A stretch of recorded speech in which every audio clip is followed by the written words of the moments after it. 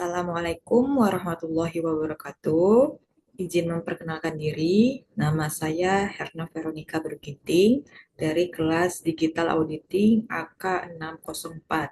Hari ini saya akan melakukan pemaparan materi yang berjudul Standar Auditing dan Kode Etik Akuntan Publik. Nah, fokus utama pada hari ini adalah memahami bagaimana kedua pilar ini menjadi fondasi bagi profesi akuntan publik.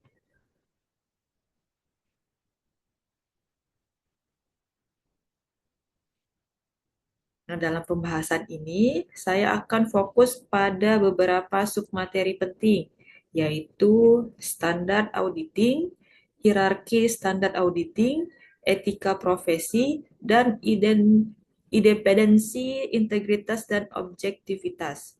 Nah, pemahaman mendalam terhadap standar auditing dan kode etik ini penting untuk menjamin profesionalisme dan kredibilitas dalam praktik audit.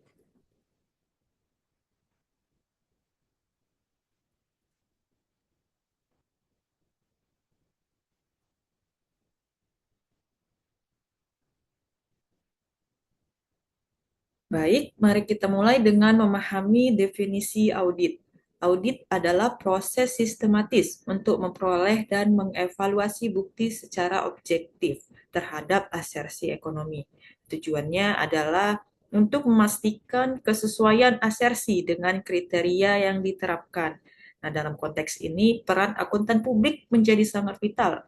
Akuntan publik bertanggung jawab untuk menjaga kualitas dan integritas laporan audit. Kepercayaan publik terhadap laporan keuangan sangat bergantung pada kualitas audit. Nah, mengapa standar auditing dan kode etik sangat penting? Nah, standar auditing berfungsi sebagai pedoman teknis pelaksanaan audit, sedangkan kode etik menjadi landasan moral dalam bertindak. Nah, keduanya sangat penting untuk menjamin audit yang profesional, objektif, dan bertanggung jawab.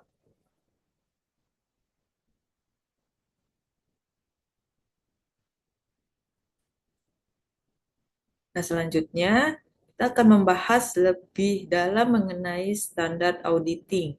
Nah, standar auditing didefinisikan sebagai seperangkat pedoman profesional yang wajib dipatuhi akuntan publik dalam audit laporan keuangan. Nah, tujuannya adalah memastikan proses audit konsisten, metodis, berkualitas, dan opini dapat diandalkan.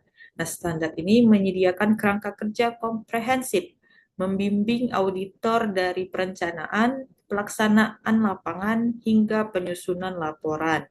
Nah, di Indonesia, standar auditing ini dirumuskan oleh Institut Akuntan Publik Indonesia atau IAPI dalam bentuk standar audit atau SA yang mengacu pada International Standards on Auditing atau ISA.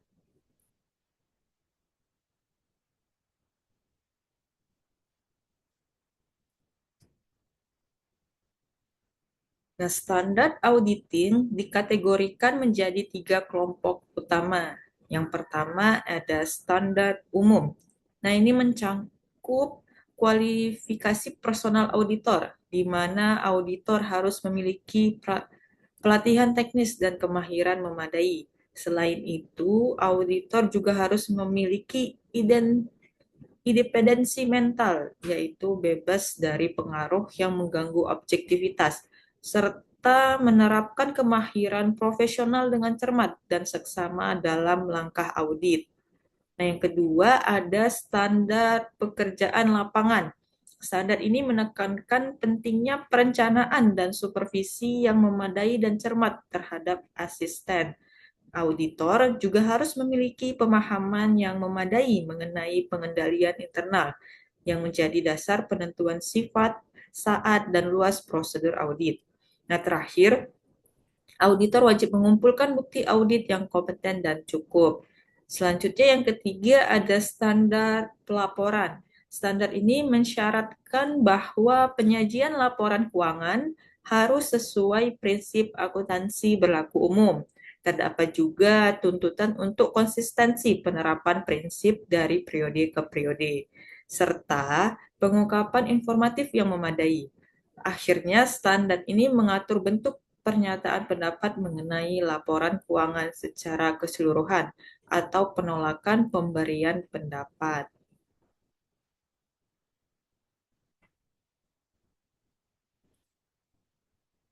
Sebagai informasi tambahan, kerangka acuan utama standar ini adalah Standar Profesional Akuntan Publik atau SPAP yang ditetapkan oleh Dewan Standar Profesi Akuntan Publik atau DSPAP,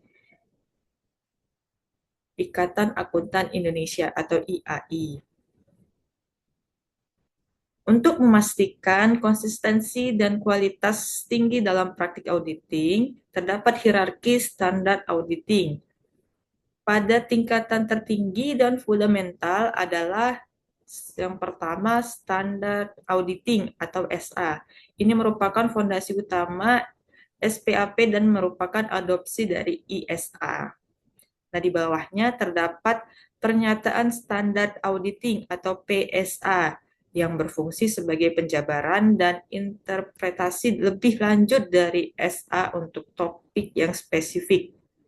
Kemudian ada interpretasi pernyataan standar auditing atau IPSA yang memberikan panduan tambahan dan klasifikasi isu kompleks atau ambigu. Yang keempat ada pedoman profesional lainnya. Nah, pedoman teknis, buletin atau publikasi dari IAI atau organisasi profesi terkait. Tidak mengikat namun sangat membantu. Nah, tujuan dari hierarki ini untuk memastikan konsistensi, keseragaman, dan kualitas tinggi dalam praktik auditing.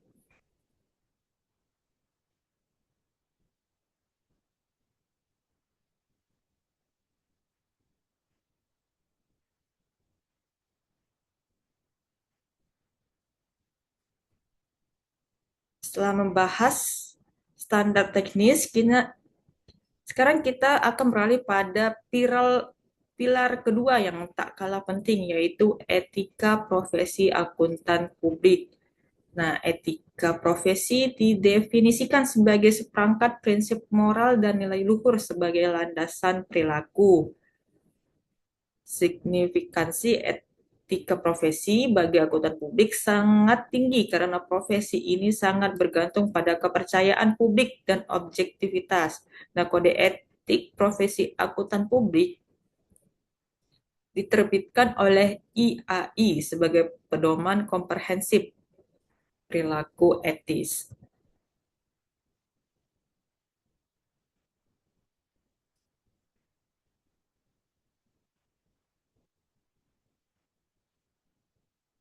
KEPAP mengatur 5 prinsip dasar etika yang harus dipegang teguh oleh setiap akuntan publik. Yang pertama adalah integritas. Ini berarti akuntan publik harus jujur, lugas, dan tulus dalam interaksi profesional dan bisnis. Nah, prinsip integritas menuntut untuk melakukan hal yang benar tanpa kompromi.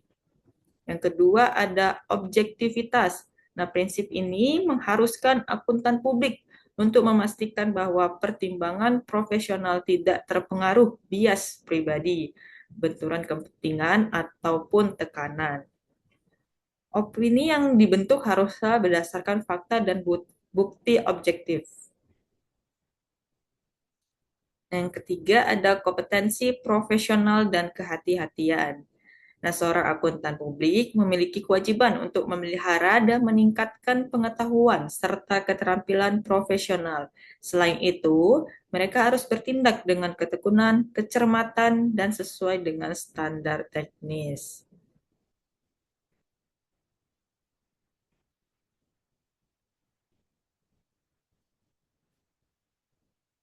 Nah, yang keempat ada kerahasiaan. Akuntan publik wajib tidak mengungkapkan informasi rahasia klien kecuali ada izin atau kewajiban hukum atau profesional.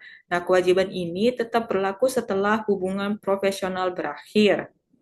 Yang kelima ada perilaku profesional.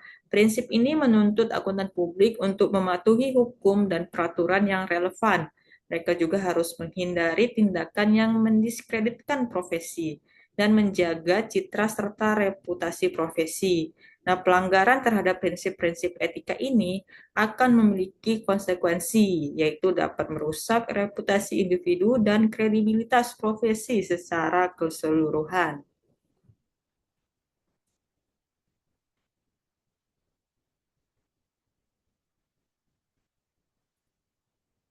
Nah, selanjutnya kita akan membahas apa yang disebut sebagai trilogi fundamental bagi profesi akuntan publik, yaitu independensi, integritas, dan objektivitas. Ketiganya merupakan landasan tak tergoyahkan. Pertama, yaitu independensi. Nah, independensi adalah sikap mental, yaitu kebebasan dari pengaruh, tekanan, atau kepentingan yang mengganggu penilaian. Serta independensi ini dibagi menjadi dua aspek. Yang pertama, independensi dalam fakta atau independence in fact. Ini merujuk pada kondisi mental auditor yang sesungguhnya tidak bias dan objektif.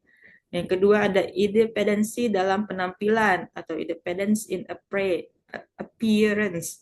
Ini berkaitan dengan persepsi pihak ketiga yang rasional tentang independensi auditor. Nah, berbagai ancaman dapat mengganggu independensi seperti kepentingan keuangan, hubungan erat, jasa non-audit, signifikan atau ancaman litigasi.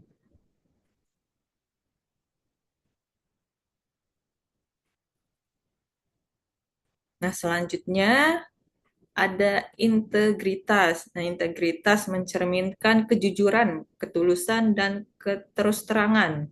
Seorang auditor yang berintegritas berani untuk mengungkapkan temuan audit secara jujur.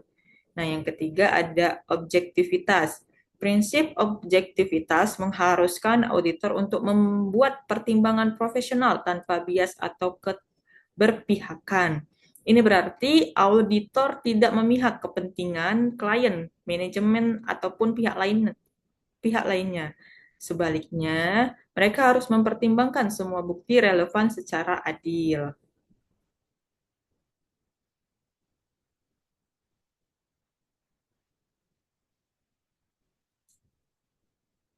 Nah, untuk mengilustrasikan pentingnya standar auditing dan etika profesi, kita akan melihat studi kasus dari skandal audit PT Kimia Farma Tbk pada tahun 2020.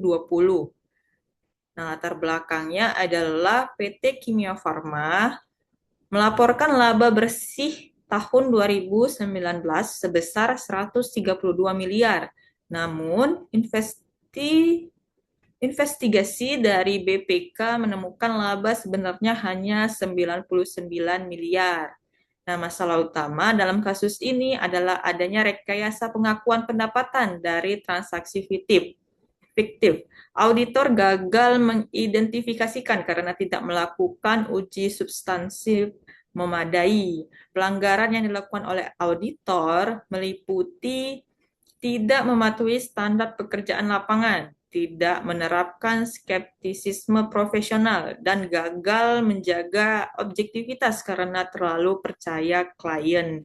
Nah, dampak dari skandal ini sangat luas. Di antaranya melakukan revisi laporan keuangan.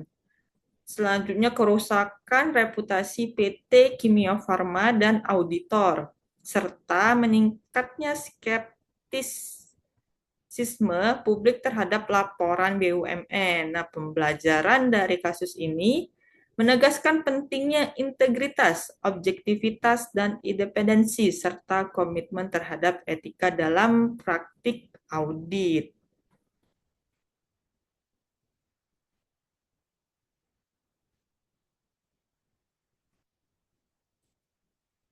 Nah, sebagai penutup, dapat kita simpulkan bahwa kualitas audit dapat dicapai melalui penguasaan standar teknis dan menjunjung tinggi nilai tinggi etika profesi.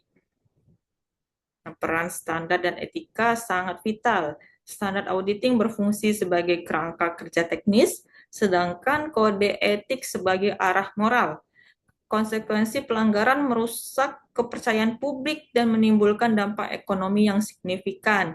Oleh karena itu, melalui pemahaman dan penerapan konsisten, profesi akuntan publik dapat terus mendukung transparansi, akuntabilitas, dan kepercayaan dalam sistem keuangan.